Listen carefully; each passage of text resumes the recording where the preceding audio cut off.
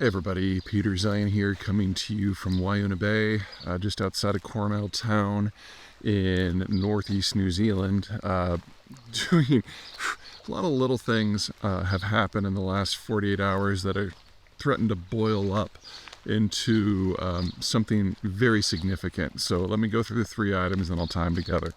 First of all, the Russians had a cargo ship that sank in the Mediterranean.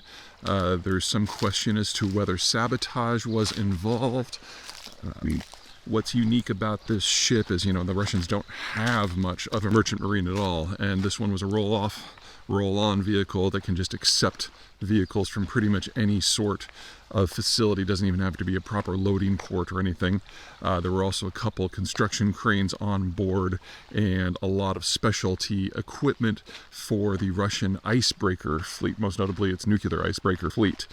Anyway, without this ship, the Russians are going to have a hard time moving things around the Mediterranean, where they're in the process of evacuating their forces from Syria. And in the longer term, their nuclear icebreaker, which is under construction, which was supposed to be operational already, has been pushed back to 2027 and 2030, probably will never be built because the Russians can't build the sort of specialty parts that were on board, one of which is something as simple as hatches. So we're looking at the beginning of the end of the Russian merchant marine because they now can't move the pieces around. Sanctions prevent them from moving or buying everything else that they need. Second, Benjamin Netanyahu, the Prime Minister of Israel, has announced the beginning of a much broader assault against the Houthis of Yemen. Now, the Houthis are a militant group, Islamic, that are sponsored by the Iranians, and the Iranians have basically been supplying them with weapons over the last 20 years. Yeah, it's probably too much. It's called 15 years.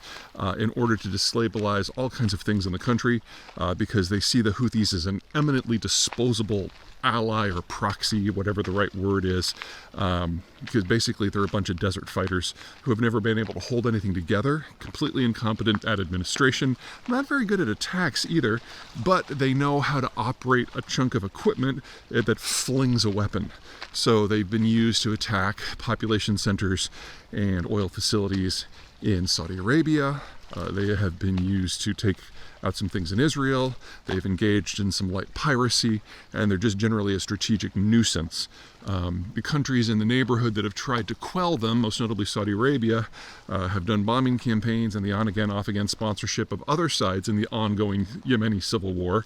But the terrain is very difficult. The Houthis are, if anything, persistent, and it has basically been impossible for anyone to bring Yemen to heel, and that is not something that just is the last 10-15 years. That goes back centuries. It's an unruly place with a difficult geography, and no one has really had a lot of fun operating there. I don't think that the Israelis will be successful in rooting out the Houthis. Let's put that to the side right now.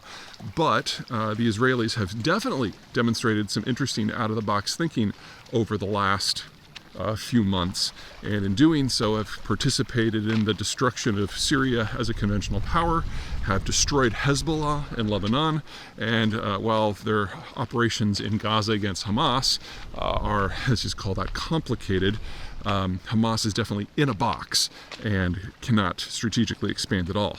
So to say that success against the Houthis is impossible is, of course, ignoring recent history. I'm more concerned with how they would interrupt the flow of the weapon systems that they have a problem with, because the Houthis have been doing long-range drones and missiles attacking Israel directly. And to go after that sort of stuff, they would have to go after the ships that sail from Iran to supply the weapon systems. So that's two. Third, Finland. Just all over the place today. The Finns have boarded and impounded the first ship of the Russian Shadow Fleet. One of the things we've been seeing over the last several months, really starting about 18 months ago, but really accelerating recently, is that the Russians have been either directly or through third parties like the Chinese getting ships operating in the Baltic Sea to drag their anchors to sever subsea physical infrastructure within the northern Baltic, specifically places that transmit data or electricity among Sweden, Finland, Estonia, Latvia, Lithuania. And the ship that they have now impounded is accused of basically dragging its anchors and severing 5 different cables in a short period of time. Now, in the past, what has happened is when the Russians have done this, they've done it to one at a time. They've done it through a third-party vessel, most notably a Chinese vessel. And the ship is gone before anyone realized what was going on. But this time, two things have changed. Number one, all the Scandinavians, all the Baltics, all the Nordics are more onto it, and they've been watching a lot more closely. And the Russian vessel did several in short order. And the vessel itself is part of the Shadow Fleet, which means it's old, it's rusty, probably couldn't pass a safety inspection in Guatemala, much less in Finland. And so the Finns were already watching it. And so when these cables got snapped one after another in a short period of time, they really had no doubt as to what was in play. Okay. That's a lot. What's going on here is we're seeing a multi-vector challenge to the naval order that allows international trade to happen. One of the things that we had in the world before World War II was unless you could provide naval security for your ships, you just didn't sail somewhere. Or if you did so without any insurance or confidence that the ship could make it. It was very, very risky business. One of the many, many things that globalization has been very successful about is about making it so that anyone can sail anywhere at any time and interface with any partner to access any commodity or any product. And that has engendered not just global trade as we know it now, but the expansion of various economic sectors in a way that just simply wasn't possible before. So, for example, today, over half of all internationally traded oil sails long-haul ships. And that means if you're going from the Persian Gulf to the East Coast or Northeast Asia or wherever, you can do so without much fear that your cargo is going to meet anything inopportune. And for that rare occurrence where something might go wrong, you can buy an insurance policy for your vessel and its cargo, which only costs about 1% of the cost of your ship every year. Quite affordable. Same thing for food production. Roughly a third of all food production globally is shipped in a similar manner with a similar insurance regimen. And the very existence of a manufacturing sector in the world is courtesy of this sort of security setup. Because if you're looking at something like, say, a stereo, there's roughly 400 parts in that thing. You've got 400 different producers for each part, some of which have their own supply chains stretching back several steps. And intermediate products are shuttled around. Well, especially in East Asia, almost all of that, well over 95% of that, is done on the water. And none of this would be possible without a relatively peaceable international system. Well, now we're seeing that system hit from a number of different angles. You've got the Russians who have basically turned much of the Black Sea into no-go zone. You've got the Ukrainians who have started to go after Russian shipping in that space. We now have the Baltic states and the Nordic states, Scandinavian states, most notably Finland, that have just impounded one of the ships that is taking advantage of that order in order to evade sanctions.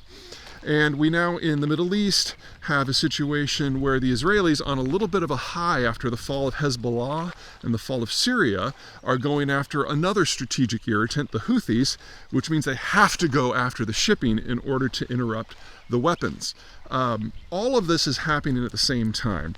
And one of the things I hit very hard in my last book, The End of the World is Just the Beginning, talking about the end of globalization, is that the maritime order is based on trust. The trust that your ship will get there, the trust that the Americans will enforce the sea lanes, the trust that no one will challenge that. And all of that is now falling apart. And in the book, I mentioned that, it doesn't really matter what it is that breaks this system of trust. I must admit, having Israel and the Houthis or the Finns and the Shadow Fleet on the bingo card, not specific things I predicted, but it doesn't really matter what it is. Because as soon as states, for whatever reasons, have a vested interest in going after this system, the trust is broken and the insurance system can't handle it. And that's when we get a rapid fire breakdown in all types of shipping because it's no longer profitable or safe. Manufacturing is definitely the sector where we will feel it first in the United States. For most of the rest of the world, it's going to be a race between energy and agriculture. So we are in the witching hour of this system right now, and based on how any of these issues unfold, it could get really rocky really quick. And never take your eyes off the Russians, because they've just lost the ability to maintain their icebreaker fleet, which means the entire Arctic route is something that is no longer strategically viable for them. And if that is the case, then the Russians have a vested interest, or may perceive that they have a vested interest, in challenging parts of the system itself. We've been in this weird little holding pattern globally for the last decade roughly, where it wasn't apparent that the Americans had the will, the interest, or the ability to maintain the global order. And lots of countries that are American rivals started challenging the US at various points, thinking that the future was the Americans will keep the world safe for everyone, but they can carve out whatever they want for themselves. And we're about to see all of that blow up in everybody's faces. The future on the other side of this, from my point of view, is pretty clear. You basically have regional powers that can guarantee regional security for the waves. And so you can have regional trade systems or national trade systems. But the days of long-haul, multi-continental shipping that have dominated manufacturing, agriculture, and energy since 1950, we're at the very end of that. And it's going to be interesting to see whether it's Finland or Israel or Russia that fires the shot that formally breaks this system. But these are just 3 examples of how easy it would be for this whole thing to come unwound. And we may very well see this before I get back from New Zealand. Yikes.